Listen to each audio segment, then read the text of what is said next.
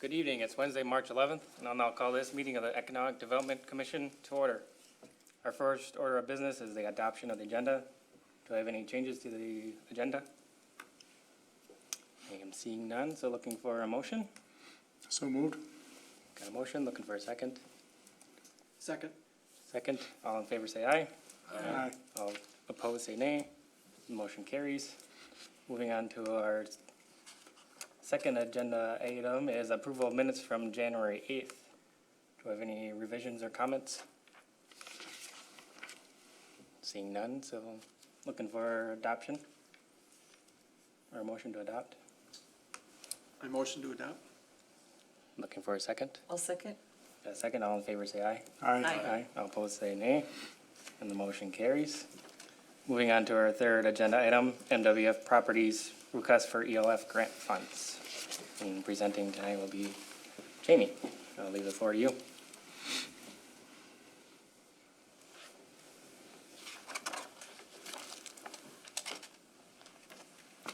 Good evening, Commissioners. Before you tonight is a request for ELF grant funds from MWF Properties LLC. Just a quick recap on ELF funding. That's Environmental Legacy Grant funding from Dakota County. We receive funds from them because we are a host landfill community. In September of 2018, they awarded us $1.15 million. The uses are for redevelopment of outdated or underutilized properties, for site acquisition, soils, contamination, and demolition. We have until mid-September of 2020 to use this round of funding. And next week at City Council, we will be requesting additional funding. What does that mean? How much? Requesting additional funding? They are accepting applications until April 1st for additional funds, so we are going to put in an application for more funding for the same purposes. Who's they? Dakota County, Okay. yep. CDC? The actual county board accepts the applications, I believe. Do you much you're requesting? The same amount. Okay. Another 1-1? So we haven't used Yes. any yet? Have we used? No, we have not. Okay, I didn't think so. Okay. Right. And we have been promoting the ELF funds continually since we received the funds. Over 100 instances, including 50 direct conversations with developers and property owners, and with the Beck Rec newsletter. So the word's getting out there, and we're starting to have more inquiries at this point. I'm sorry, what were we looking to do with this additional 1.15 million?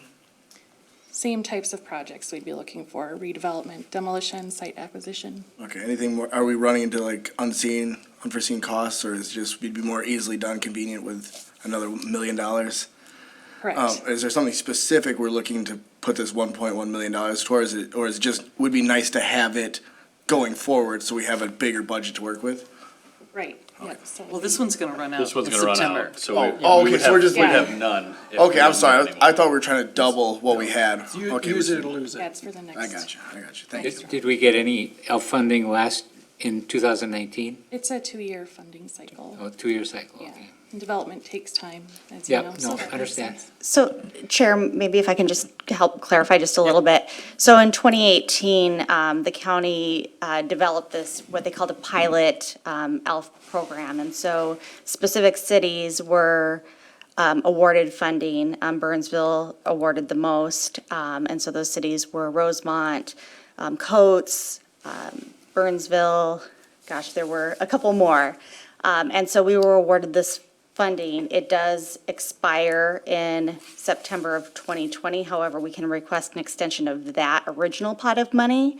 And then there is a extension of the pilot program where they will allocate $3 million, which was allocated in 2018. And those same cities can request funding for this new funding grant cycle. So it's kind of like a new pot of money has been allocated through the county. I don't know if that helps clarify a little bit. Thanks. Great.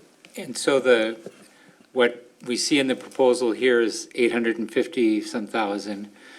Would the remaining go to this same project or are you looking for different projects? We would be pursuing additional projects. And we would try to get an extension if the funds haven't been used. And that will be a county board decision at that time. What are these additional projects? Anything that comes up. Okay, like you, I said earlier. again, nothing, We have had several developer meetings, but nothing, no official application at this time. okay, thank you. So about this site, it's at 14380 Burnhaven Drive. It's the former National Camera Exchange Building, which closed February of 2018. As you can see on the map, it's directly across the street from the Burnsville Center. Project details, it would be a complete demolition and new construction of a 3-story, 82-unit market rate housing development. Special note that this fits into a priority area. Center Village redevelopment vision. The property is zoned mixed use, and that fits into that vision and that zoning. Timeline would be demolition July and August, new construction beginning in September and taking about a year. When would the funds be awarded out of the money? At what point in the process? So upon EDC, City Council, and the CDA approval, we would assign an agreement, and then once demolition is complete, we would request the funds from the county just before that deadline. And then, right now, we're pursuing holding the funds until the complete project is done to ensure that development happens. Okay?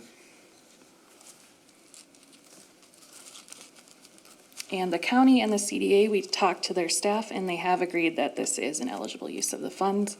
That was a requirement in the JPA. Here's the preliminary site plan and preliminary building exterior. These are subject to change because they are preliminary.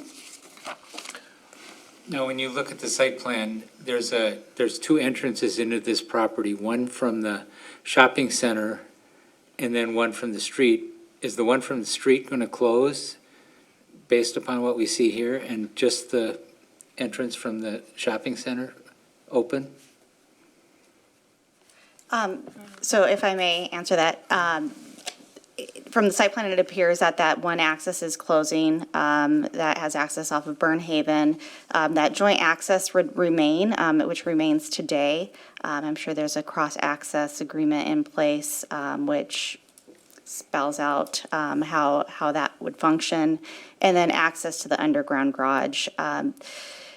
Typically, when development occurs, one of the things that you look at is, are there too many access points onto a property? And then just for, it looks like the layout of the site, because of the need for surface parking, perhaps guest parking, that they're utilizing that space for the purposes of parking and probably some landscaping and other things. So it's not moving over to where the underground is?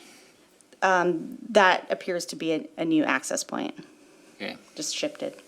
But I think that would probably be discussed in planning or zoning and such like versus the funding portion here, so. I would agree.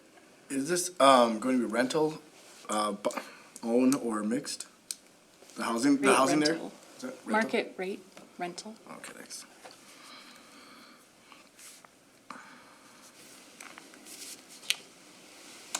All right, moving on to financing and request details. The total project cost is 18.5 million, acquisition 1.3 million, demolition up to 200,000. Because of the acquisition and demolition costs, the project is unfeasible but for the use of these funds. The initial request was for 1.15 million, but after consulting with Ehlers and completing a pro forma analysis, we have decided to recommend lowering that amount to $885,000. This follows best practices with a 15-year average of a 10% cash-on-cash return. So staff is comfortable that the but-for test for public assistance has been satisfied. That's something we need to fulfill in order to grant funds like this to a business. Because this is a housing project, we don't have to follow certain aspects of business subsidy law, so we do not have to have a public hearing, and we don't have to do yearly reporting to the state. Of the 885,000, 685 is for site acquisition, and then up to 200,000 for demolition, and that will be based on actual costs. So recommendation is the approval of the request from MWF Properties in the amount of $885,000 to City Council. I'll open up to the commission for any other additional questions. Yeah, I guess as I look at the project and, you know, I understand the demolition portion of it. What I'm wondering is there something wrong with the present building that necessitates its removal from the site now?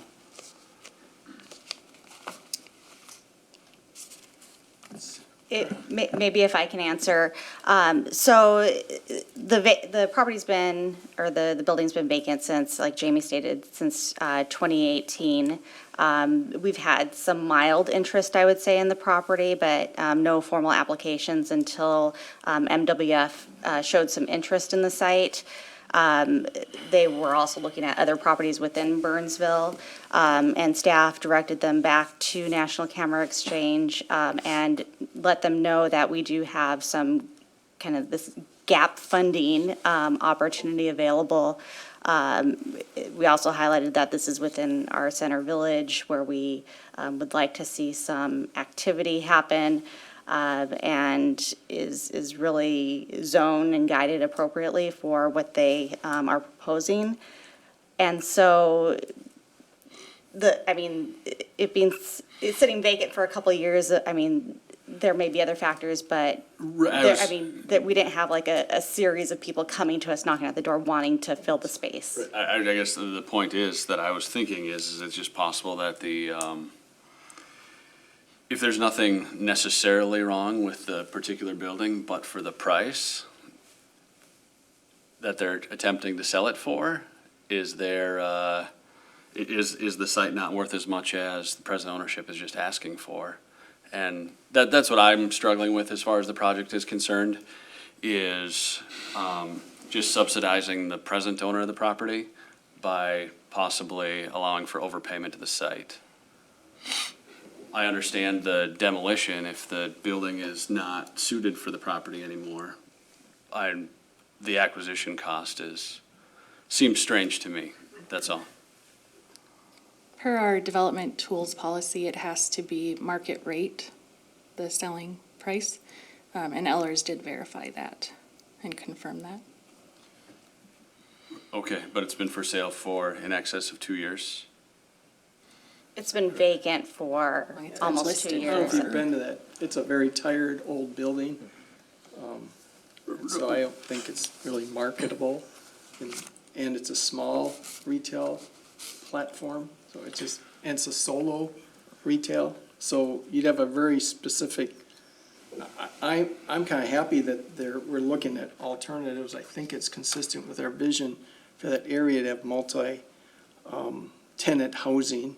Because right now, it's that band, if you're familiar with it, it's mostly retail, struggling retail, I would say, too. You get the library over there, too, which is nice, but to add some, and I was surprised how low the rents are reasonably priced, starting about 1,100, going up to 2,000 for a two-bedroom. So I was happy to see that it falls on the lower end of average rental cost, and it's brand new, so. I was surprised. So, to go along with what he was saying, there's a lot of empty building space in Burnsville that's not that great or appealing. There's over by JR Family Bar, that whole area, that's an eyesore coming up right off 13. Why this particular spot? Have we shopped around, looked for better deals, or why are we getting involved? My question is, why are we getting involved in all? Are we pushing something on the area that the market doesn't dictate? I mean, nobody's asking for this in the public, outside of this committee, these city council meetings. That area seems to be doing just fine with what they've got, the residents there. I'm in that area a lot. They seem to be doing just fine with what they've got over there. I mean, yeah, the mall's a dying area, and we're talking about this center village thing or whatever, but it is a lot of money we're talking about. This money has to come from somewhere, right? I mean, the grant comes from somewhere, which is taxpayer money, so we're spending all this taxpayer money on something that's, I don't know, that we think is a good idea, but the neighborhood doesn't seem to be asking for. So on the flip side of that is, if we do nothing with this site, there is no more property tax increases. We don't get back on the tax roll. The property sits vacant. We continue to going down the slope. We potentially might lose ELF funding if we don't request it to be extended. So there's, could be a downside flip to this. And And why, as with Jamie and Regina have been saying, there hasn't been much applications or developers or property owners requesting the granting of these funds. right, and but again, why this particular site then amongst all the other? Because of the, I think we have somebody The that would developer like to and address all. that. if you want to introduce your name and where you're from and I'm Keith Dahl. You probably were expecting either Stacy or Jason here tonight, but I am from Ehlers. I'm the financial consultant of the city, and I help Jason do the analysis and review of this project. To the point about the land acquisition price point, they are paying a premium for it because a user could theoretically purchase the building for what it is valued at, $1.3 million, to go in there and use it without demo. But unfortunately, with the project that's proposed, we would have to do some demolition. Well, we would have to scrape the entire site. So after our review and our analysis, generally, the apartment was in line with the industry standards that we're looking at. The two things that we called out were specifically the land acquisition price point and the demolition. Land acquisition was high for the area. We looked at some other market rate projects in Burnsville, and on a per unit land acquisition price point, they ranged from $3,000 at the lowest up to $15,000. But when you take a look at those same market rate apartments and you compare them to the same exact size of this market rate project, it's about $7,500 per unit is what the market would be if this property was completely vacant, if the building wasn't on top of it. So that's what we were looking at for a benchmark when we were writing down the land with the grant, to be able to make that a market property for the developer to come in here thinking that it's vacant land to build the market rate project.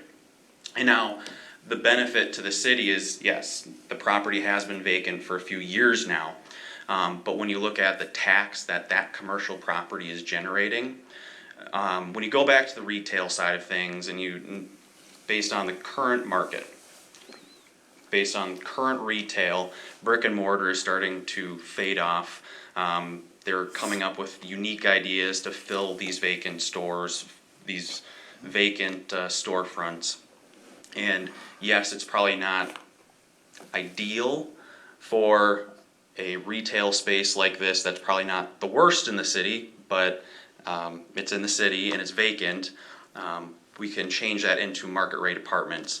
So now when we're taking a look at the tax value, the tax benefit to the city, currently the total taxes for this commercial property is about $33,000 annually. That's total. And about $6,000 of that is going directly to the city for the tax levy. Now, once the market rate apartments are constructed, there's no tax increment financing, so you're not deferring any of the taxes that are coming from this property, so you're gonna realize that right away. And so the tax increase is gonna be a little over 600%. So now the total taxes for the property are gonna be $203,000, and of that, $79,000, almost $80,000 is gonna be going to the city based on the city levy. So when you're thinking about the benefit to the city, it's that added value in taxes. How much did you say it would be per unit estimated? You had an estimated price? Estimated $7,500 per unit. So it'd be about a $615,000 purchase price for the land if the building wasn't there. And that's roughly what it's assessed at right now. Yep, pretty close. In your analysis, you also mentioned that you thought the demolition costs might be a little high, and that you put a condition in place that you would actually cover the actual cost of demo? Correct. They would have to verify that this was the actual dollar amount of the demolition. And then that's what the grant would be reimbursed for. So if it's $100,000, they're only gonna get $100,000 of that $200,000. I'm sorry, with the grant, then would that change the per unit price of? estimate? Oh, yeah, with the grant, we're looking at $685,000 of that going to the land acquisition. So right now, it's about 16,000 per unit, based on that $1.3 million purchase price. And when we underwrite that land cost, it'll bring it down to that 7,500 per unit, which is the $615,000. Does that make sense? I'm sorry, maybe I'm easily confused, but so we're talking about per unit, per apartment unit. Yes. The monthly rent would be $7,500. No, No, that's this is the the cost land of the land per Do you, unit. I'm sorry, do you have an estimate of what it would cost to rent out a place in this area after you're done building? It's 1,165 to 2,000. 2,000. 1165 to 2,000, thank you. For a studio or a two-bedroom is 2,000. Thank you.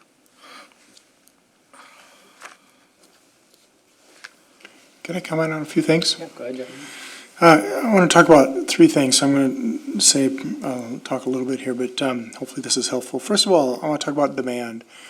I think, first of all, I think the project's terrific. I think it's awesome. I think it's in line with what we're trying to do with Center Village. And I think it takes a property that is probably, I don't think it's terrible, but functionally it's obsolete just because of the retail market and lack of windows and so forth that have been in the building, the 2 stories. It's cumbersome for retail going forward, which is why I believe it's still in the market.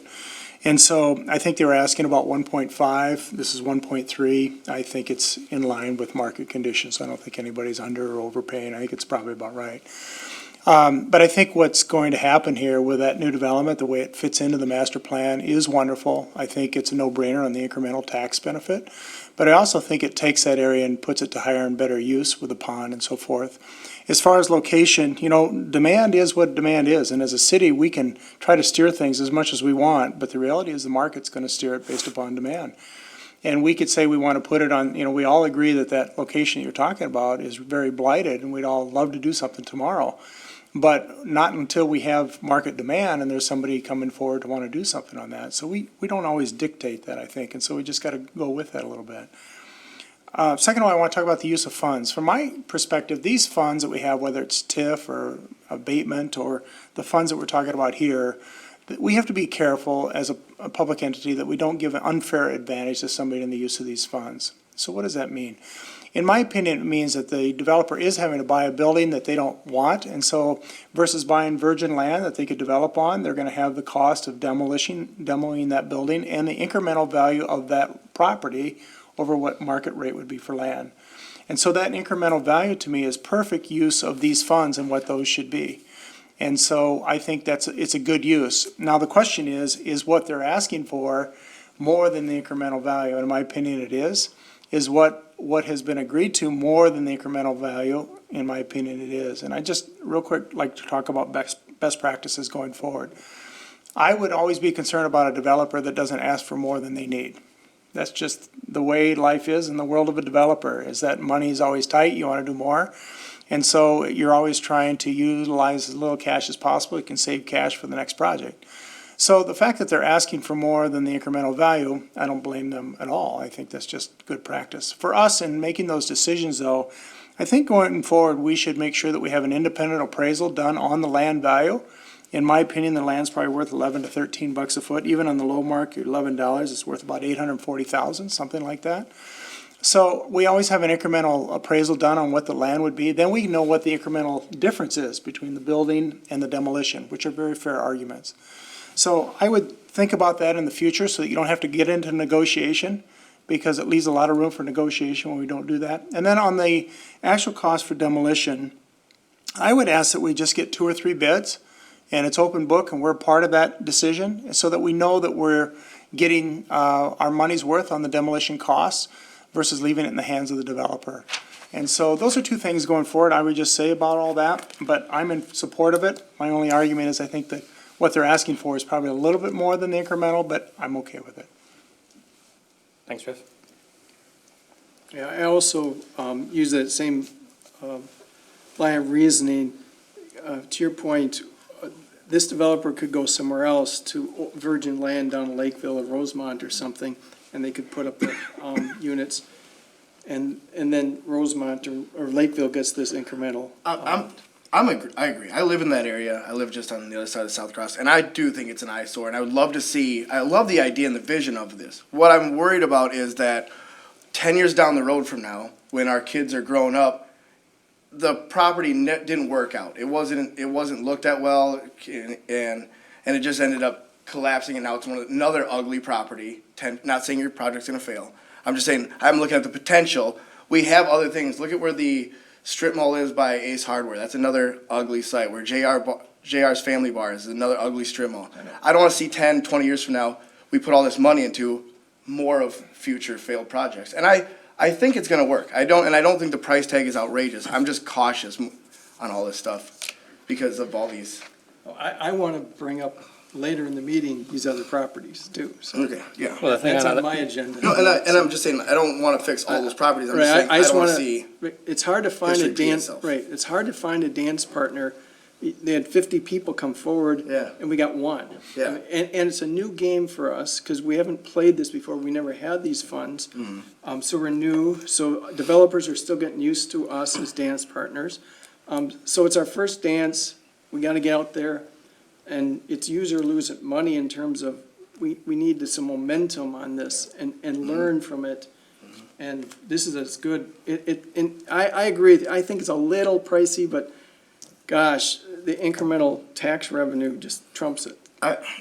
And Chris, to your point, back to your other two properties, I mean, we broadcast this out, I shouldn't say we, the city staff broadcast this grant out to probably those property owners, and it's on the onus of the owners to come to us asking for those applications. So if they're not willing or they don't want it, we cannot, as a city, or the city cannot do anything about those property lands. We only can do what owners or developers come to And I'm being the city sincere, for. I like these answers, and I'm just, it seems to be checking the boxes, and I like where this is going. But another thing that brings me to concern is the price per unit, and this is gonna be a super unpopular opinion time, but I wish it was more. I kinda wish you had a projection of a higher cost of living in that area, just to bring in an attraction to the exclusivity of living in that area.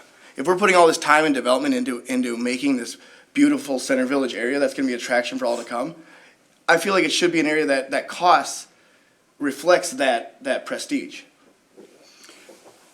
I'd be more comfortable with it. I think part of that I goes. think, once again, it's our first venue, and I hope we have more prestigious properties with more amenities. This is a basic, no frills. Unless unless this new property reflects the future and sets a precedence going forward of how much things around it that could cost. Now, the next building that gets built next door, if they tear down the mall ever and rebuild, they build the same type of design.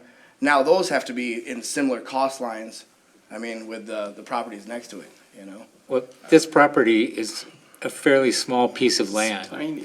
And if you look at the other apartments throughout Burnsville, they're starting to put clubhouses and add other amenities to their facilities, which are gonna trump this. If the rents get too high, people aren't going to. Right.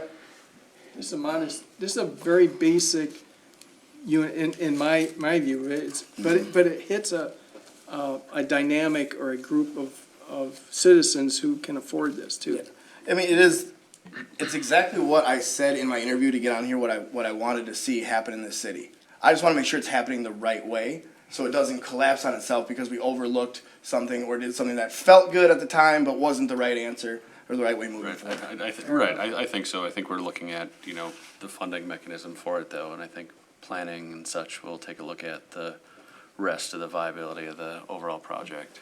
We're gonna hold further comments. We got a comment from the audience. If you want to state your name, where you're from. Yeah, I'm Chris Stoke. I'm with MWF Properties. I'm the applicant, and I'm just here to answer any questions you have. I would like to recognize that I appreciate you noticing that we did try and talk the seller. Actually, we did succeed in talking the landowner down on price, and I can assure you that they were not willing to go below that. And we've looked at a lot of property in Burnsville, and Regina can probably back me up, some ugly strip malls and commercial properties. But they're difficult to redevelop, especially into housing. It's just the landowner sees a value in the building that's really not, we're gonna have to demolish. especially with the National Camera, which it's not a terrible building, but it's outdated. So, you know, typically you'll see either some sort of, or at least in my experience, you see some sort of grant or TIF or some financial assistance to help with that redevelopment, or you see really, really high density, which, you know, we feel that this is at 82 units on 1.7 acres is fairly dense. And we didn't, you know, we wanted a product that the city would be comfortable with as well. So from an economic standpoint, it's very difficult to make an 82 unit market rate development work, just because you don't have the economies of scale, especially when there's a redevelopment involved. So that's kind of, just from the economic side of things, that's why this grant is necessary for this specific project. How do the rents in this building compare to what, you've done a lot of new development in the last few years. How do they compare to those other developments you've done?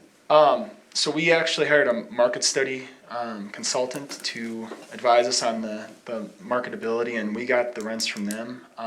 So we do, I mean, we have market rate properties, market rate units, affordable units, and then we're looking in various other suburbs, and it really depends on the suburb. I mean, the $1,100 is, you know, it's a pretty modest amount of rent, but it's also a 500 square foot unit, so they're pretty small.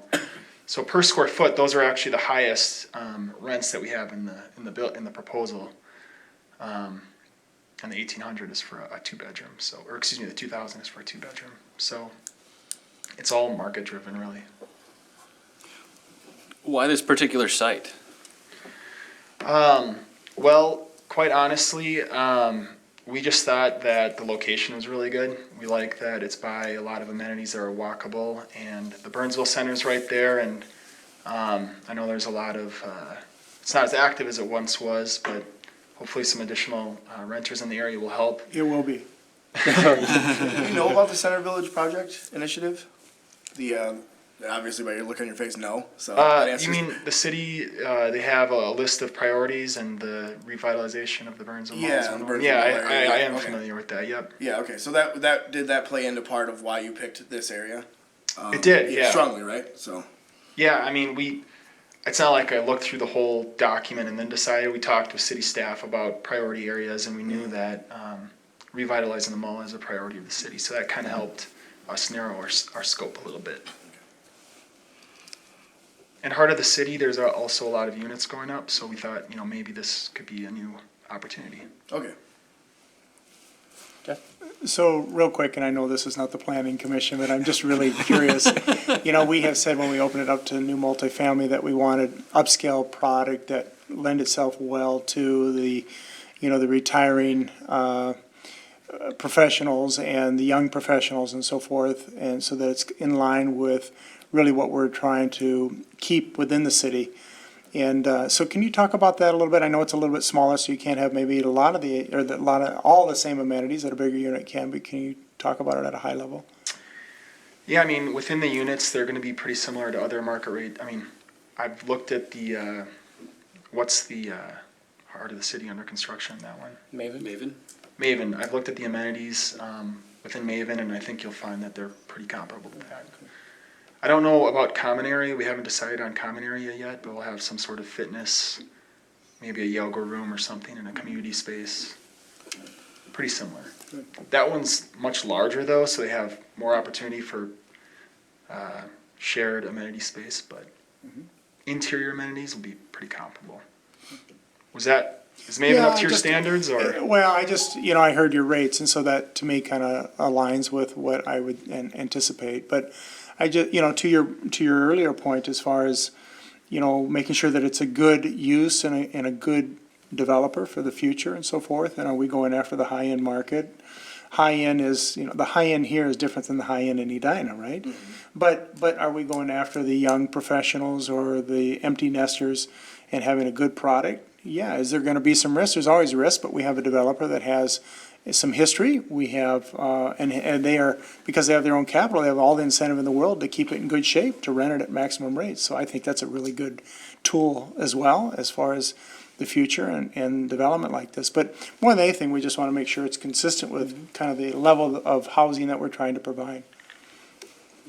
On equity, I noticed you put about 21%. Is that usually what you do in terms of your contribution to the equity on the purchase? Yeah, it's all based on cash return, but yeah, 20 to 25%. Yep, that's what I thought. Any other further question, or? With your tax estimate that you had proposed, the return earlier, was do you have plans on commercial on main level? And was that worked into the numbers? No, this is just No multifamily. coffee shops in there or no like small 24-hour fitness? Some of these new development We'll have apartments are 24-hour having, fitness for our residents. yeah, some of these new developments are working into real small square space commercial into their apartments that ends up making money for both the retailer and the tax return for the city, and ends up being a benefit too, so. Just wondering if that was in there. Yeah. Not for this project.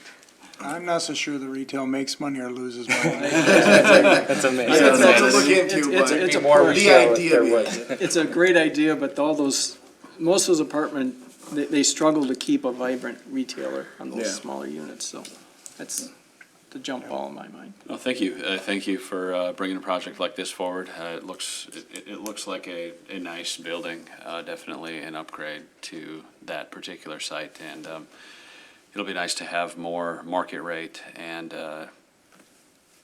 higher amenity places for people to live in that section of town. I do think it's a really nice site based on kind of how it sits, depending on how it's landscaped and such. I mean, it overlooks well, it's called a pond. I think in Burnsville we've dubbed it a lake. So it's a nice anything we want. it's a nice spot, a walkable spot, right? I think you see people walking around that area, Summit Shores, quite often. There's a little stairway on the city property right next there that goes down and walks around the lake. Definitely there's, yep. We've gone running around there several times, so thank you very much. I think it's a cool Yeah, site. thanks.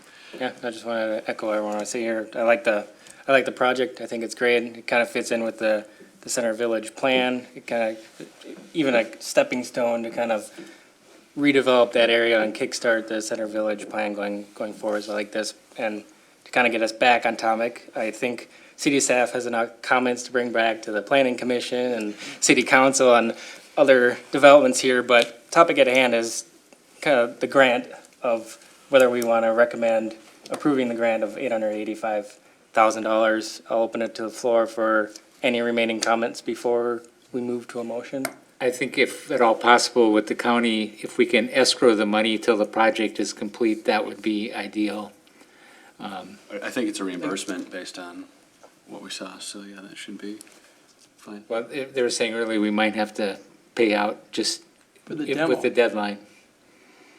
So, we're working out the details of the specifics on disbursement, but do you want to explain the latest that we, Yeah, the idea right now is that we would get the funds from the county prior to the expiration of the JPA and then hold the funds until a CO is issued.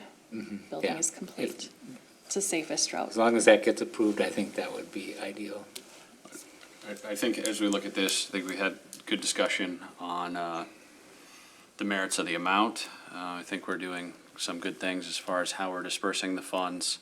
I think one of the better things that we could probably do in this process is just making sure that as projects come forward and they do qualify based on what we have listed out previously and we have listed out for the use of our tools, is to make sure that we're just consistent on if it does qualify. We should do what we can to make sure that we are issuing those funds and moving forward. I think that sort of stability helps not only this project, but the viability of future projects and people coming before us and asking for those funds, and reasonably knowing that if their project fits in the bucket that we created, that we would move forward on that. So with that, I would motion for the approval of the approval of the recommendation to City Council for this particular grant as described by staff. Second. Got a motion and a second. All in favor, yeah. say aye. Aye. All opposed, say nay. Looks like the motion carries. Thank you. Moving on to our fourth agenda item, the 2040 Comprehensive Plan, Center Village, and Heart of the City overview. I'm gonna turn it over to Regina.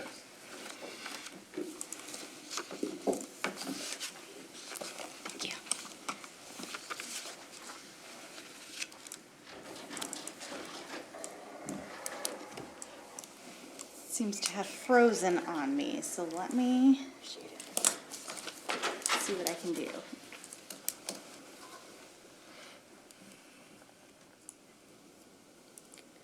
we go.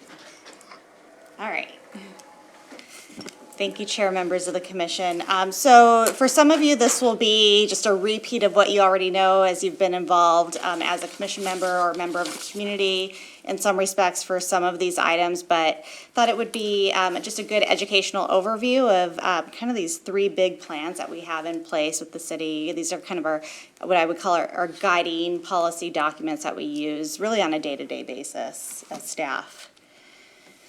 So to start out, this information was in your background. There's also links to these documents on our city website. So if you want to get into the details and need some before bedtime reading, they're out there for you.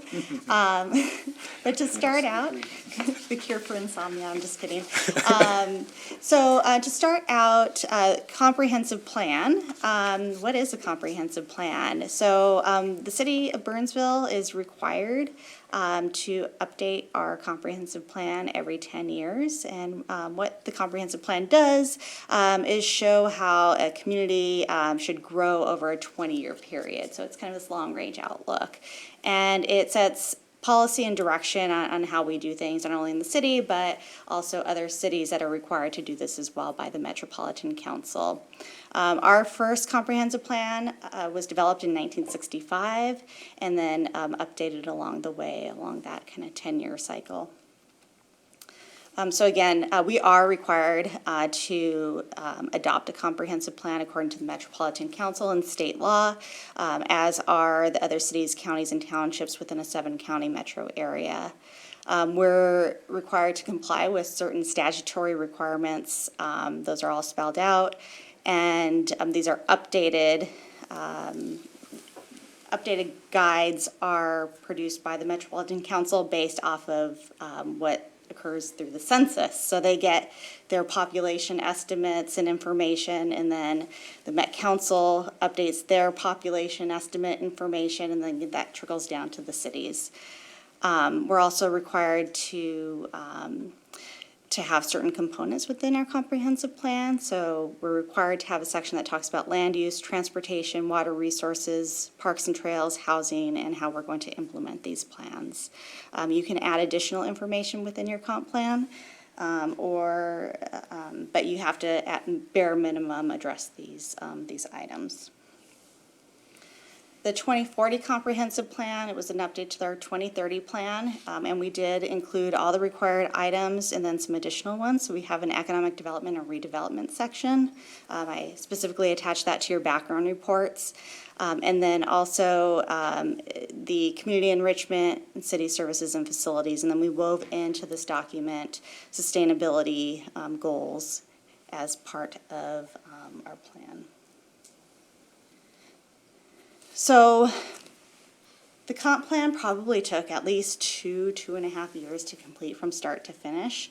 And when we were developing kind of the outline for the comp plan, staff reached out to the council to see what are your priorities. And so prior to 2016, council had a conversation with staff and determined that our focus area should be heart of the city because we knew that bus rapid transit was coming, and they wanted us to look at that further. A lot of the parcels were starting to fill out. There were at one time a lot of vacant parcels, but those were starting to fill out. So the thought was, should this extend to other areas? Should it be broadened? The Burnsville Center was another area that council at the time wanted us to focus on, knowing that retail is changing. The Burnsville Center had a lot of vacancies at the time, still do today. And then bus rapid transit was coming to these areas. So that was highlighted as we should dig deeper in this area. And then the Minnesota River Quadrant, this was highlighted really in great detail in our 2030 plan. So they wanted us to take another look at that. And then we had a lot of concern about what was referred to as our aging industrial areas, so what we call our Lark Industrial Area off of Cliff Road. And so a lot of people would come to city staff and we would hear this over and over from prospective warehouse, manufacturing, industrial developers. Do you have any properties where I could have high ceiling buildings? All you have is these kind of 10-foot, 11-foot, maybe 14-foot clearance buildings. I need something higher. Gosh, we don't have a lot of vacant land to build that.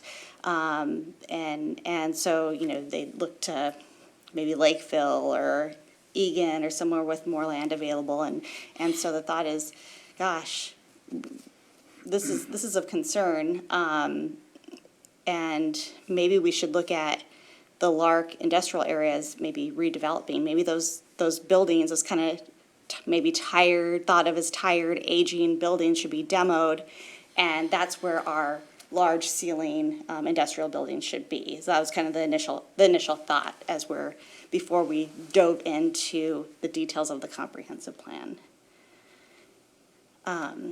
So I'll go into a little more detail about each one of these focus areas. So heart of the city, our consultant took a closer look at the boundary area, which was originally shown as south of 13, east of 35W, north of Burnsville Parkway, and then, what is that road? Just, I would say. Eagle Ridge Drive. Eagle Ridge, just west of like the Cub Foods and west of that area. So that's the original heart of the city area. And so what happened was we took a closer look at extending heart of the city west of 35W. The circles on the screen represent, actually the middle of the circle represents future transit areas. And then the reach of what a person could potentially walk to a station, a half-mile radius, is outlined on your screen. So we thought, well, let's maybe extend heart of the city, that theme of higher density housing, to the west of 35W. So that's what you see here, kind of a change in land use patterns with potentially mixed use, higher density housing, on this west side of 35W. And so that was something new that emerged. There's some hotels there that could maybe use some new life. And so that was something that was explored. And then working with staff and our commissions and stakeholders, our consultant came up with a kind of more of a sketch plan of how the area could transform in time. So some of the areas, would be existing, no change. These shaded areas are areas which were vacant. There's now construction on some of these blue, kind of gray shaded properties. But we show how, for example, potentially Cross Anderson's property, which is kind of your low ceiling office, could maybe transform to higher density housing in the future, possibly. We show how maybe townhouses can line Pillsbury. We show how, again, kind of that housing or mixed use could be on the west side of the property, and just in more detail. And this is really high level concept plans, but it gives people an idea of what the city would support as far as change in use on their site. The Burnsville Center retail area, so you have all kind of seen this transform over time, but initially it was all zoned and guided for for business. And so one of the things that was highlighted within the comp plan was you should probably study this area a little further. You should take a deeper dive. Look at what's happening at surrounding malls. Look at what's happening at Ridgedale and Southdale and Rosedale. That could be kind of a lesson learned of how you could transform those sea of asphalt areas into other types of uses. Consider some mixed use within these areas. And so that was just kind of lightly touched on, I would say. And ultimately, we landed in doing the Center Village redevelopment vision, which went into the more detail. But this was highlighted. And then the Minnesota River Quadrant. So what we actually did in the 2040 plan was we took a step back. So in 2030, there was a very detailed plan of how this area should develop. And the thought was that the mining would be done, that the landfill would be filled, and now this area would be filled with hotel and some housing options and office, and there was a very, very, very detailed plan.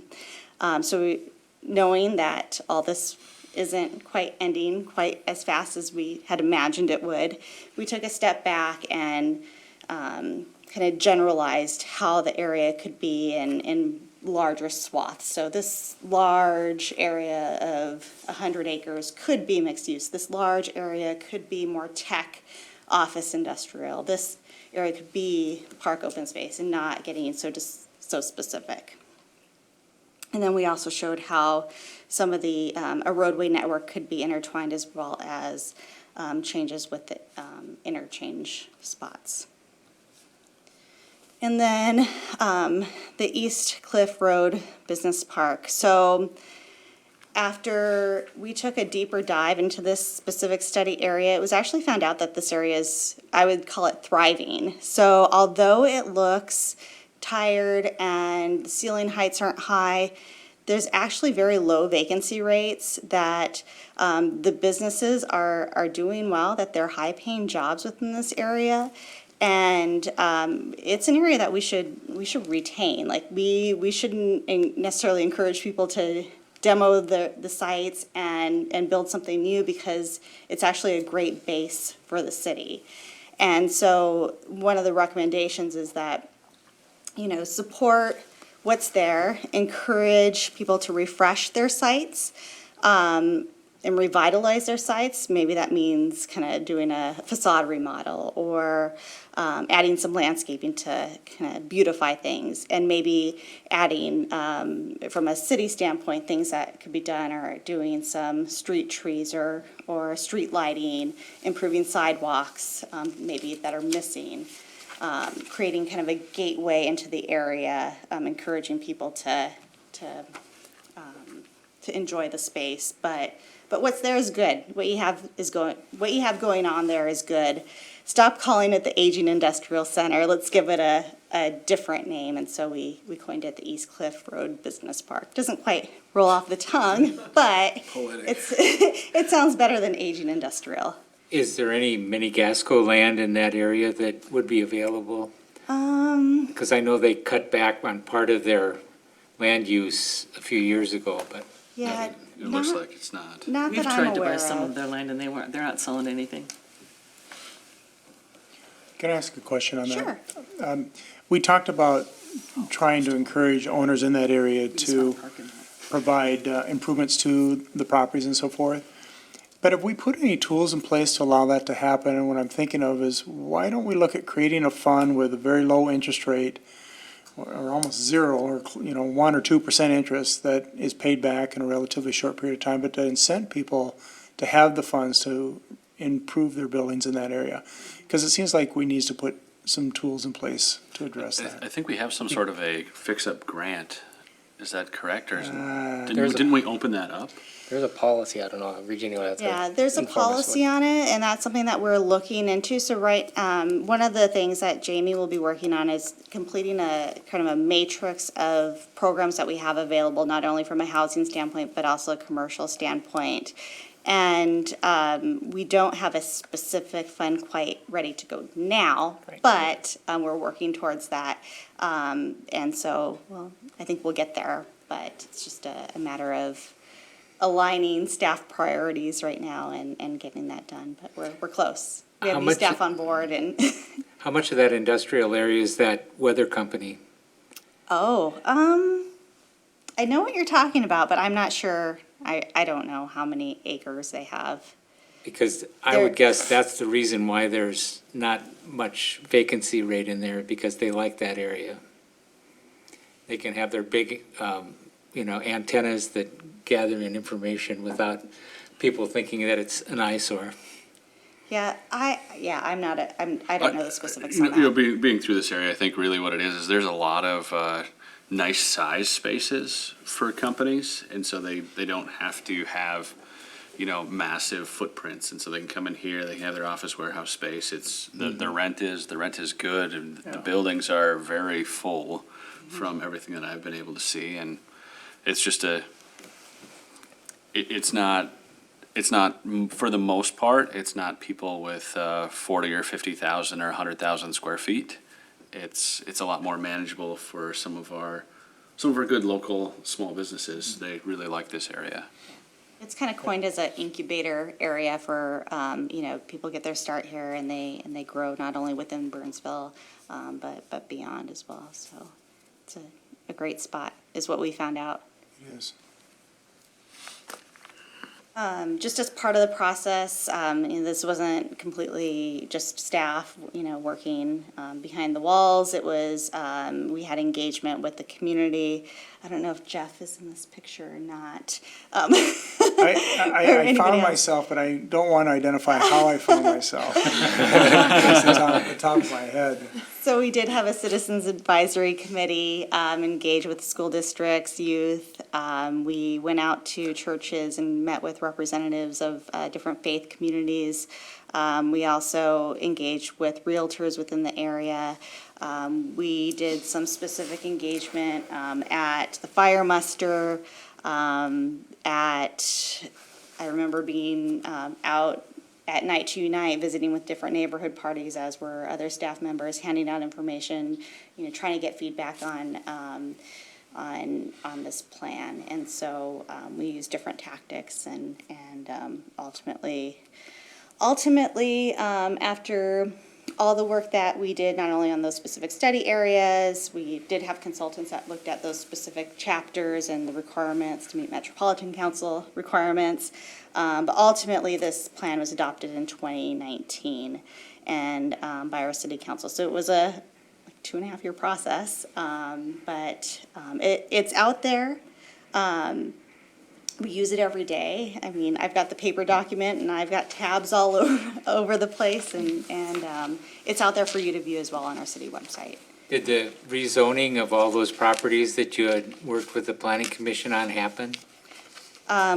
Yes, we, there were, in the comp plan, there are specific areas that are recommended for rezoning, and we did go through that process to rezone those properties. Because there was a lot of them. Yeah, there were kind of pockets throughout the city, and we did recently go through that process. Well, that's just a quick overview. Again, it's on our city website if you want to buzz through. So again, part of the comp plan and part of that direction from council was we need to do something around the Burnsville Center, around County Road 42. And so ultimately what happened was we came out with this great vision that was adopted in January 2019, which is actually before the comp plan was finally adopted. But because of timing, we just dove right in. We saw this as a staff, I think as the Economic Development Commission in your ED strategic plan, saw this as our number one high priority in the city from an economic development standpoint. So taking that to heart, we move forward with this vision. The council, again, seeing this as once a thriving place, very low vacancies within the mall. This was opening day, but it gives you an idea that, this mall was once the place to be. I mean, you talk to people from Iowa that would drive up to Burnsville Center or from surrounding, outstate areas, and this was the place to go shopping. And again, it's not that today. This is from a couple of years ago, but there's a lot of vacancies within the mall, and I feel like we're seeing more and more every day. But knowing that that's kind of on the radar, council and our commissions said this has got to be a priority area. And so that's what the vision looks at, not only the Burnsville Center, because that's not the only property within the area, but the idea was let's take a look at a larger identified area. So generally speaking, it's west of 35E, 35W split, south of McAndrews, north of South Cross, and east of County Road 5. That's kind of the big picture area, and then we hone in on the Burnsville Center and then north of County Road 42, kind of where Target's located and Total Wine and so on, as we get into some of the plans. As you may know, Burnsville Center property is complicated. So CBL owns the center. They're based out of Tennessee. Sears, the area in the pink, owned by Seritage, the real estate arm. JCPenney is the green, Macy's the yellow, and then CBL also owns the blue area as well as some of the gray parking area. And then each building footprint owns the parking fields in front of them. So kind of a complex ownership structure, but it's not unusual for a mall layout. It's pretty typical throughout the country.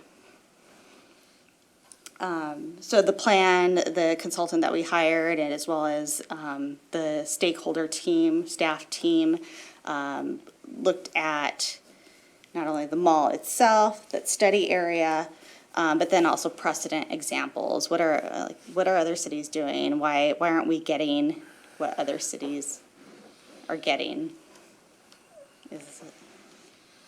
They also looked at the demographics of comparable centers and found that our demographics are actually quite comparable to some of these other thriving areas. So we have the household income to support some of this activity that's going on, and the population as well. We did want to hear from the public to see what do you want to see here in the future, knowing that it'll change. And so by some of the techniques that we used to get some of that outreach and that feedback was we had an online survey on our city website. Again, we went out to staff.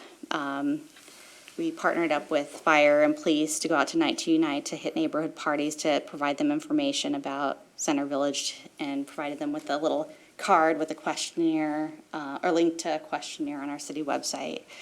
We held stakeholder meetings with not only property owners in person, but on the phone if they were out of state, but also with the county staff members, MnDOT, MVTA, the Chamber of Commerce, Experience Burnsville, all had representatives at these meetings because we wanted to hear what, their thoughts as well. And we had an open house that was very well attended and got some media attention as well. So really, people were in support of change. Like they clearly, the feedback that we got, they want to see something happen. They want to see a refresh of the area. They want to see more entertainment, restaurants, housing options, parks, kind of the fun place to be, a place to tell their friends, about and to hang out in. And it's not quite that now. But it will be. It will be, because we have this vision, and we do have implementation strategies that show us how to get there. So this is just a quick snapshot of just a picture that ultimately links with these implementation strategies. And then a kind of a high-level plan of how this area could change over time by adding parks and open space, more of a walkable pedestrian bikeable network, where transit could possibly go, that bus rapid transit. And these are all really guiding documents so that when we're going out to the public, when we're attending different trade shows or having conversations with developers, and they ask us, what does the city want to see? We have something that we can point to and say this, like our council is in support of this, city staff is in support of this, and they can know that kind of the table set, they're ready to go, that they're not going to have any opposition because they know they have a supportive city, a supportive council. One of the things that the plan highlights, or the vision highlights, is how the area can be more walkable, be more bikeable. I'm just highlighting one of those things, which is a underground, I'd call it a bridge. It's not really a tunnel. It's a space where people could connect north of County Road 42 without crossing the county road, multiple lanes. We did, at a high level, highlight some cost associated with these different improvements. Some of these I would anticipate will be negotiated with the developers as they come in. And so the burden wouldn't necessarily be on the city, but at least we have an idea, ballpark, of what to negotiate on. So the city staff, city policymakers, we're doing what we can to set the table to make this as, I would say, shovel-ready as possible. We're actively marketing the area. We're almost completed with the traffic study, which will hopefully be adopted by City Council. That highlights what type of improvements need to happen within the area to support the more intense development that we envision. We've changed the zoning within the area and are changing the land use for more of the area to be mixed use. We're working on TIF legislation right now at the state. We'll be doing environmental review within the area, again, to make it as shovel-ready as possible so that when somebody comes into the door, we can say you can either go straight to building permit, or yes, you do have to go to planning commission, but it'll only take you 60 to 90 days. For example, if someone had to do environmental work, AUAR, it's a requirement based off of a certain amount of development that occurs. That could hold somebody up 6 months to more. So if we can get that out of the way, if we can do that as a city, then it'll speed things up. And then the county is also working on some projects within the area. The Orange Line extension, we envision will happen likely sometime around development of the area, sometime after 2021. And then they're also working on a County Road 42 study from Rosemont to the Burnsville Savage border. So look out for more information on that. But we're a lot of eyes on this area, kind of the low-hanging fruit. We had this awesome Back to the 80s food truck rally, city kind of joint venture with maybe that Fiero that someone was talking about earlier could come to this event. But we're looking to try to drive activity to the area so that people can envision how this area could be in just hopefully a couple of years. So we're doing what we can from a staff standpoint. We don't own the property, so a lot will be market-driven at this point. When they did this back, just out of curiosity, when they did it back to 80s, did they charge the city for that, to use that land? So the Back to the 80s folks were charged, Oh, okay. but we were not charged as a city. Can I ask a question on that before we go into the heart of the city? So you said that city staff is doing what they can to promote, and I agree generally that you're doing, great things by setting the vision, which is really what I think city staff should start with and do, and you've done a wonderful job of collecting that data. I do think that Seritage is a major holdup there, and it's a domino effect, and we need to help tip the dominoes, I think. I'm wondering as city staff if we're truly doing everything we can to put pressure on Seritage to do something with the closed Sears site under the tools that we have available to us. And I would really challenge the staff to look hard at that and figure out how we can get a little bit more teeth into that to make some things happen. Because without us pushing, I don't know that it's going to happen in a timely fashion. Yeah, and they've got a lot of the parking lot too, in addition to that building, which is land that could be used. I don't think really any of it has been developed like some of the other pieces around the outside. Are they possibly holding out because I wonder how much they make off of renting out their parking lot space to the local car dealerships, because they're storing a lot of cars over there. It's gotta be paying off for them. I don't think that's the They just- numbers. I I don't don't think that think they're in the equation car works. They business. just have a big, No, I mean, they use a lot of their lot for storage, don't they? The lot they Yeah, rented but I out don't- for I the, don't- back to the eighties, they would use it out for storage. I don't think that's the driver. I think the No. driver is that there's limited funds. They're dealing with these issues all over the country.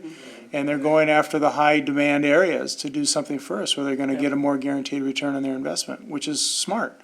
But we've got, what I like about this area is that there is demand there. It's not as much retail, which is what our master plan addresses. We're going to downsize the retail and put in more multifamily where there is huge demand right now and other alternative use, be it medical or whatever it may be. But I think as a city, we've got to figure out if we're truly applying all the pressure we can on Seritage.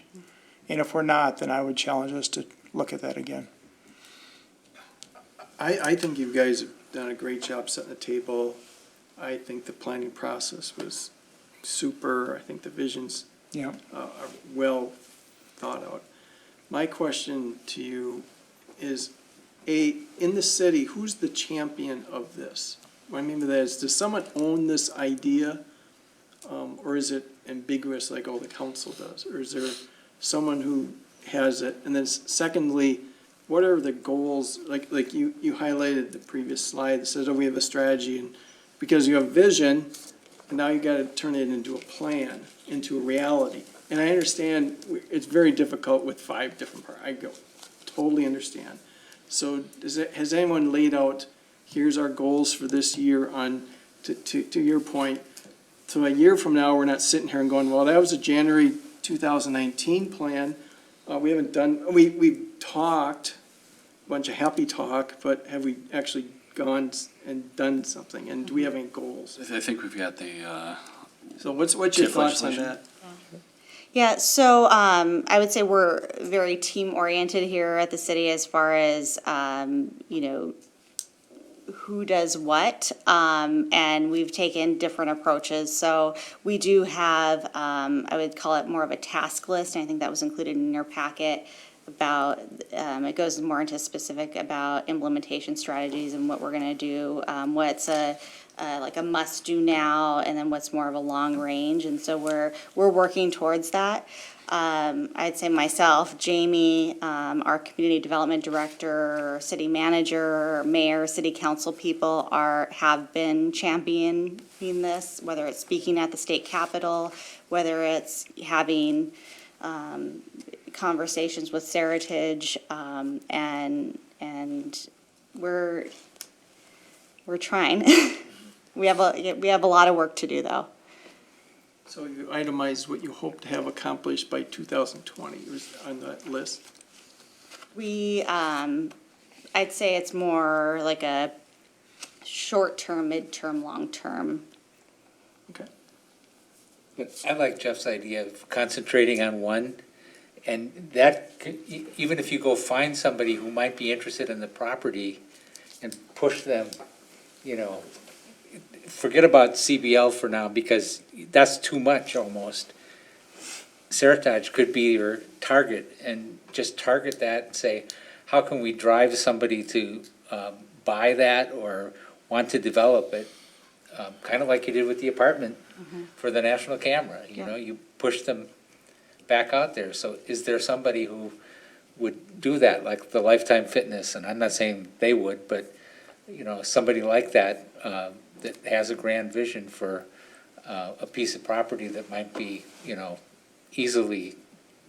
people can easily get to. It's my opinion on this particular site here that we've been doing a lot of stuff over maybe the past year or so to make sure that we actually had something to offer for this particular site. And then now as we start getting into, now we have these tools available, then yes, if we have tools now, then we have incentives, and then we can start, I wouldn't call it necessarily pushing, but maybe promoting the particular site more. And hopefully that's going to be the plan. I can say we've been a lot more proactive than we have, let's say, 3 years ago, just in general, about reaching out to people, trying to make those connections, building those relationships. And a lot of that's, the tone is set by city council, and them being okay with us, and which I think is great, because I think we kind of missed the mark for a while. Yeah, I think the city's done more leaps and bounds than what any other city has done on a visioning plan for a debilitating mall. I mean, creating a village and marketing the village and kind of proactively trying to do TIF legislation, going to Bloomberg, and trying to really rally around getting business engagement. And I think you're trying to do a business community kind of forum talks coming up here and those types of things. So I think we're making strides, and this is in the infancy, and I think over time, I think it'll all play out. I think, I'm sorry, go ahead. I like I do like what is happening on both ends, and I think it should continue to support the growth of that. Being involved in the community, especially in that area, does get a vibe of what do they want to see happen when we can get Saratag to sell out. And I think you're on the right path of what's keeping them afloat there, what's their reasoning for holding out, look into it. So you're looking at two problems and then hoping they come together for one solution at the end there. And I like where you guys are going with this, where you're investing a lot and taking your time to figure out what goes in there versus just rushing through the project to put in whatever feels good. You know? Yeah, I agree with all those comments. I mean, what the city has done is terrific. The challenge is, though, that without control of the land and a motivated seller, we can't go a whole lot further. And so I'm just trying to think, what can we do, if anything? And the answer may be nothing. Mm-hmm. What can we do, though, to get more Saratag to come to the table and to start to get that domino falling, because everything else will start to fall into place. And it's very frustrating. It's got to be frustrating for staff. I think it's frustrating for all of us, because it is such a wonderful plan, and it's such to create a vision. You know, I think of it as Centennial Lakes south of the river. I mean, I think it can be that attractive because the demand is there for that kind of product. But we've got to figure out how to get to the next level here, and we may have to apply some pressure we haven't thought about to get that done, in my opinion. It could be. I think, as you're talking about, having them want to do something, this isn't the only mall even in the area that they're attempting to get a former Sears store to do something. I think, Mall of America has their Sears store as well to deal with. And they also have an unmotivated, I'm not exactly sure on that one if it's a seller or the leaseholder, but it's the same sort of situation. So, yeah, again, the question is, how do we get, what's exciting the ones who have sold? What made them sell? Looking into solutions of that. And then we have to be ready for when the sale happens. I mean, they could be talking to people right now, we don't know it. But if they ever loosen up and sell it, their portion, the dominoes start falling, we have to be ready for what's gonna go in place there, what we're looking for, our vision. And I think that's why I like the hustle that we're picking it up as we go, because we're probably getting closer, but I think we have to be ready for when the dominoes fall. It's very important. But you do understand we've got a wonderful vision for that area. Yeah, It's been created. I just and don't a think lot it's of work went into complete. it. I don't think it's a complete vision yet. Oh, I think it is about complete. I mean, with all due respect, it's just a wonderful vision, and it's in line with the market demand. It's just that we've got to be able to have control of the sites to be able to do something. Right.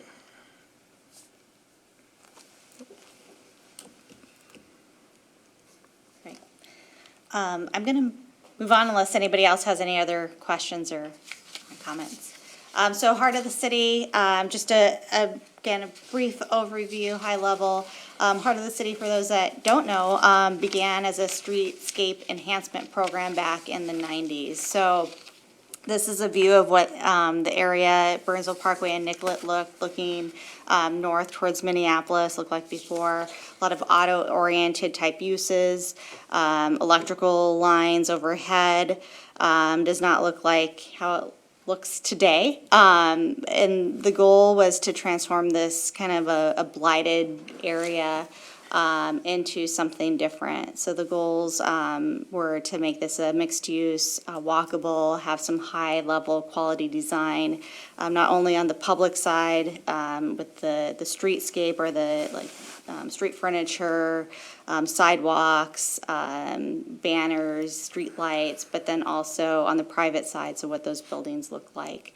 And then to have transportation options, so not only vehicle traffic, but again, the walking, biking, and other sources like bus as well. Heart of the city is broken up into two zoning districts, or kind of sub-zoning districts, Heart of the City 1 and Heart of the City 2. Heart of the City 1 was envisioned to be more of your town core, higher densities, and that's what's reflected in this colored schematic here on the right. And then Heart of the City 2 was envisioned to be kind of a transition area, shorter buildings, not as flexible on the uses, more like office type uses, and auto-oriented, I would say, than dense walkable type of feeling. This is Heart of the City today, or whenever this Google image was taken. So you see in the city code and in the guiding documents talk about bringing buildings closer to property lines to create kind of more of your downtown Main Street kind of feel. New urbanism is a term that's used. And so this is how it's transformed from that more blighted look to what we have today. Heart of the City is really transformed over that time, and it continues to transition, as I talked about earlier, with the comprehensive plan changes. We're starting to look to the west of 35W as well, and then how does bus rapid transit play into this? So we're looking at this as a transit-oriented development area, that kind of compact, complete, connected type of environment with a mix of uses, and taking that not only from that kind of town core area in Heart of the City 1, but extending that feel west and then even west on the other side of the freeway. So it looks like the school district wants to keep Diamond Head? I'm not sure the latest on that. Some city staff has been actively at the table in conversation. We certainly, as you saw in some of those concepts early in our visioning from the comp plan, we have an idea of how the parking fields could be used with additional housing. It's a nice spot within Heart of the City. Could it develop into something else? Could the school district be integrated into maybe a future development? We've got a lot of ideas, but the school district owns it, and it's their decision that will drive the future of that. We have under construction a couple of buildings that you're, I'm sure, familiar with or have driven past at least. Maybe bike past, walk past, bus past, I'm not sure. We have the Chase building, 109 units off of Burnsville Parkway, and then the Roars development with the 127 units with the 2,000 square feet of retail, which should be open up in both in 2020. And then just again, Orange Line's coming, 2021, it's expected to be ready to ride. So we should start to see some construction happening soon within our two future areas in Heart of the City. That's all I have for that. Again, just a kind of a high-level overview. All the details are in your packet or available on our city website. Thanks, Regina, for that overview. I know it's just an overview, but any questions from the commission before we move on to our fifth agenda item? Is this Sorry. time to talk about River Center, or is you have more agenda items? One more agenda We have one more item. agenda Good. item. All right, Great. we'll move on to the fifth agenda item, our economic development strategic plan. Yes. Back to Regina.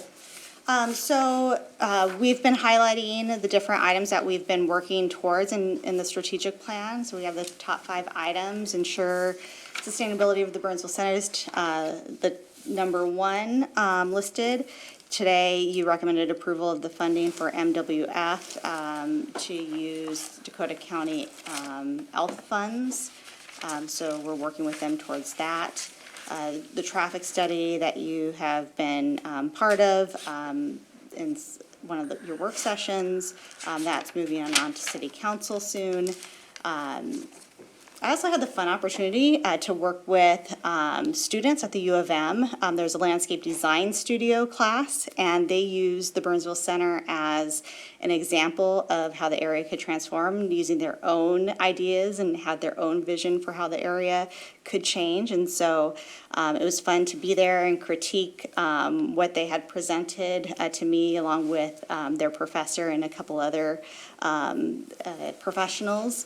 I did share that information to the property owners, to Seritage, to Burnsville Center, CBL people, JCPenney and Macy's as well. So they know where we've got ideas, keeping them in the loop as well. We had the opportunity, Jamie had the opportunity to meet with Leg Up Life Skills, a new business within the Burnsville Center that provides some consulting services on life skills.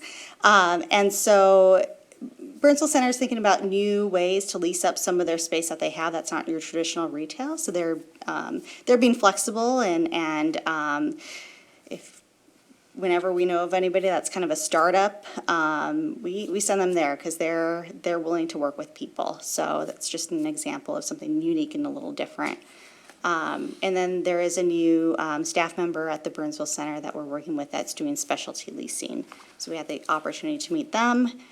And then we're working towards that Back to the 80s car show and food truck rally. It was a great success, and we have the idea of making it bigger and better than last year. So we have some fun projects coming to involve the community, and I'm sure you'll hear a lot more about what we have in store for that. Number 2, improve the image of the school district. There was a job fair where we had staff available highlighting the positions that we have here at the city. So we had our You Belong Here brand there. And we understand State of the Schools will be on April 8th. And this is an opportunity for people to learn about what School District 191 is doing and the programs that they offer. And so the public's welcome to attend that. I think that it's in conjunction with the Burnsville Chamber of Commerce. So if you're a member of the chamber, that's an opportunity in place of their normal monthly coffee that they do. And then we continue to stay engaged with the different properties that they have highlighted as possible changes. And so staff is staying abreast of that. The heart of the city, continued development, we're continuing to work on that transit-oriented development ordinance, and then we have the 2 projects that are underway that we talked about previously, and expect that the other Chase project hopefully will be in for building permit at some point. They still are working towards that. So it was the 172 units next to the Cub Foods property. Enhance and build awareness around housing and commercial programs. So I talked about this briefly earlier. Jamie will be working on a matrix of such that talks about what type of housing and commercial programs that we have available through the city and other programs that we have access to at the ready. Can I comment on that real Sure. quick? So I commented earlier on the commercial side and thinking about some kind of a fund that we create with low-interest loans.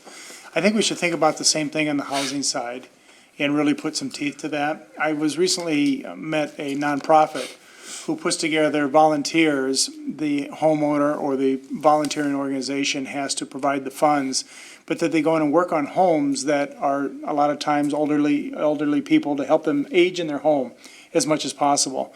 And I was thinking how cool that would be if we could do something that in Burnsville where you have maybe retirees that are handy that would love to give back, if you will. We provide the funds somehow, but we're able to fix up a lot of the homes that need fixing up and allow people to stay in their home longer. And it'd be really cool if we could put something in place around all that. There's an opportunity, I think. Thank you. Another one of our top 5 items is continue the city's position as a regional destination. Some of these examples are our involvement with the State of the City, which is on March 19th. I think you all received at least 2 emails from city staff today or yesterday about that. So we really want you to go. Bring a friend, bring a neighbor, bring a spouse, girlfriend, boyfriend, whatever, and learn about what's going on here at the city. I know you're deeply engaged already, but maybe your neighbor's not. So bring a friend. The Bye to Burnsville, which was last week, that's an opportunity to showcase some of our local restaurants, and we had an opportunity to showcase our You Belong Here brand there. It's my understanding, I didn't attend, but ISD 191, the Burnsville High School had their students there, their culinary students there, so that's kind of the first time for them, kind of cool connection. We're starting to do these business partnerships where we're doing some cross promotion with some of our businesses. The latest one was Buck Hill, the city, and then Experience Burnsville. So we had a giveaway. Buck Hill donated a snowboard, and then we put together some of our branded items.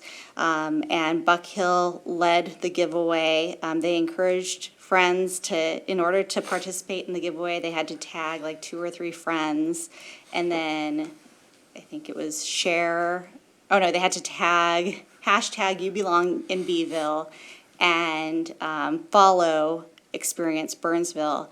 And so Experience Burnsville saw an uptick in, I think it was 350 new followers on their site, which is great for some cross promotion there and some increase in social media activity, exposure really. So that was a kind of cool joint promotion. About Buck Hill. I've been talking to the owner of the Black Diamond Bar and just that whole changeover that's going over there. And the summer series sounds like it was a big success. And are we looking into more of that to attach to this city destination? And what are we looking to, since it was a success, are we looking to expand? I know there's some turbulence with the residents nearby and stuff like that. But it sounds like Buck Hill's really motivated to get behind this regional destination as it'll be largely profitable for them. So what are we doing to work with them or?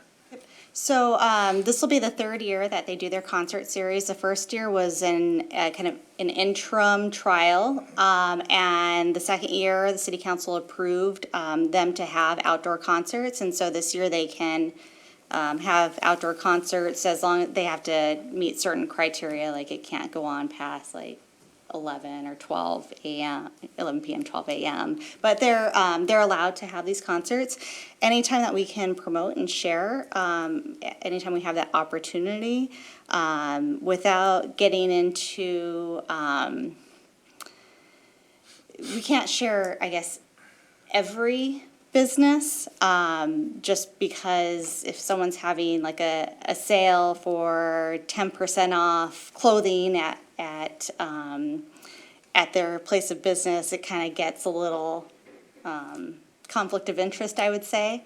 But if it's a regional activity, something that highlights Burnsville as a city as well, I think we can work on doing some joint larger promotion. Again, if it gets at one of our goals, if it's a larger kind of city connection, if we can make that connection, I think we can do it. But I guess what I'm asking too is, are we looking to relax some of the standards that we set on them, like the timelines, or I don't know what else. I haven't heard about what else the restrictions we set on them, the compromise they came to with the city to set up their summer series.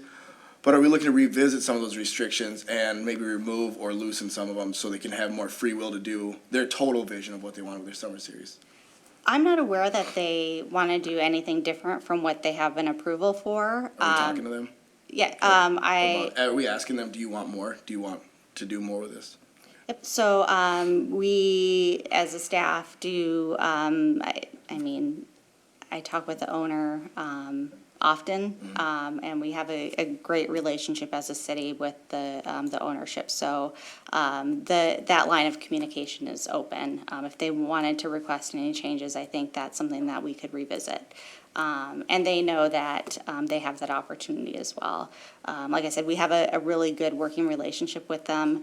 As you know, we did with this promotion, they were happy to donate items. It's great to be able to pick up the phone and talk with the owner, and they're very well connected with the community. They're very giving to the community, and like I said, we have a great relationship with them. So, we'll see. Yeah. Jamie worked on our food truck story map with our consultant to get that up and running. So you may or may not be aware, I don't think this went to the Economic Development Commission, but a change went to City Council. And we've relaxed our food truck, mobile food vendor requirements.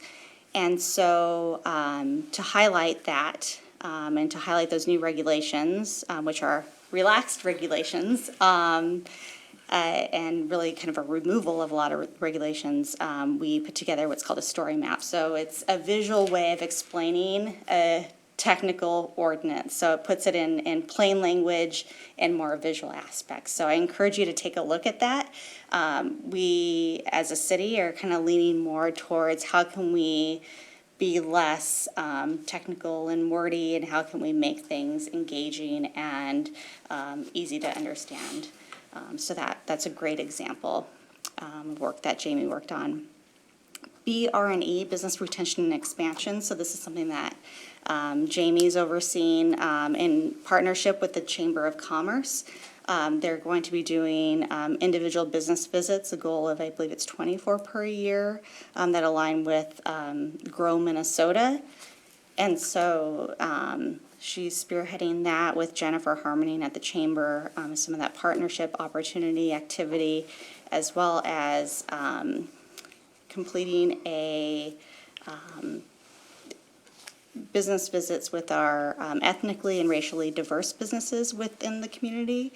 And has this fun opportunity that we'll unveil soon, leading up into International Festival. We hope to have a kind of a, hasn't been fully formed, but maybe some sort of passport opportunity where people are encouraged to go to our different ethnic and diverse businesses, restaurants, visit them, and somehow get some sort of, maybe it's a prize or a gift card or something, if they visit X amount within this time frame. So we're still working out the details of that, but a way to maybe have some interaction with businesses that we traditionally haven't in the past.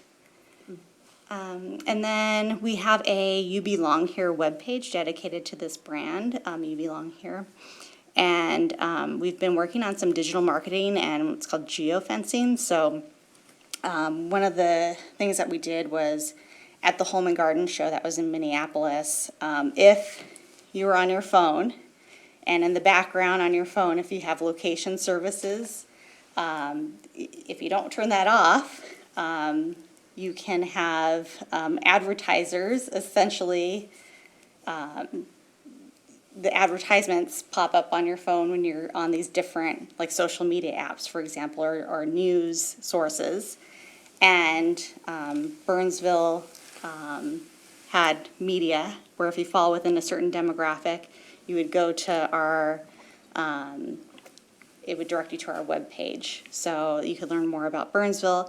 You know, maybe it's somebody that lives in a different state or Anoka County that's visiting the home show and they want to know more about Burnsville.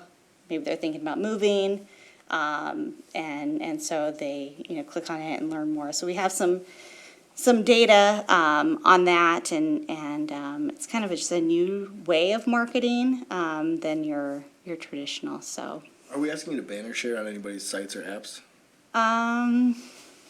good question. I'll have to follow up with you on that.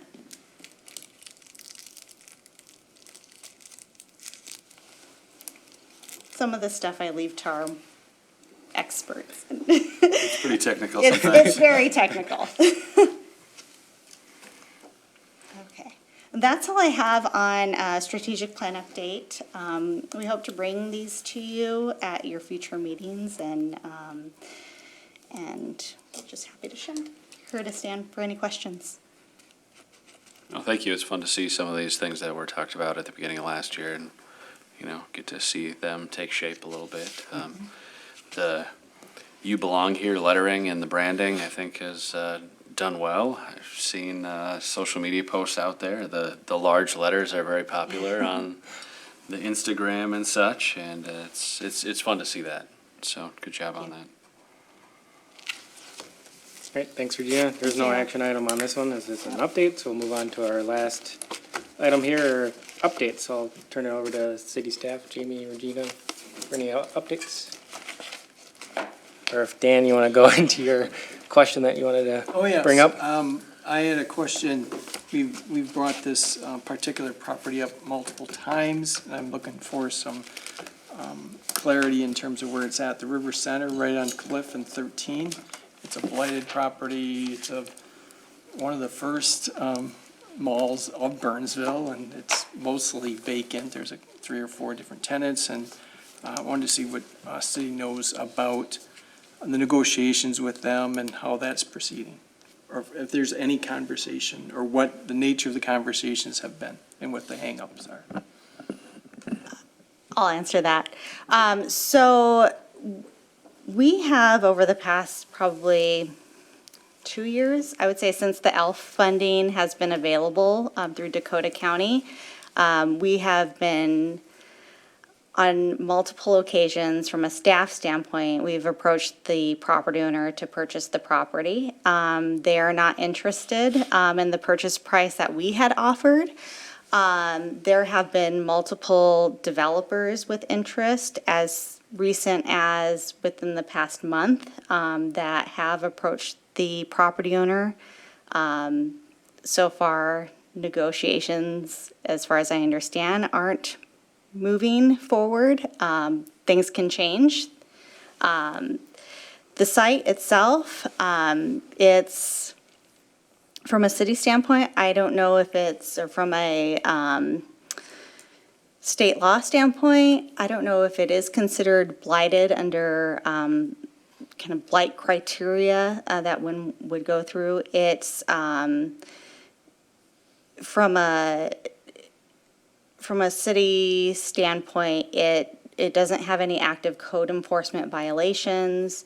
It's, I've driven around the property myself. There's no broken windows. There's no, well, right now there's no tall weeds, but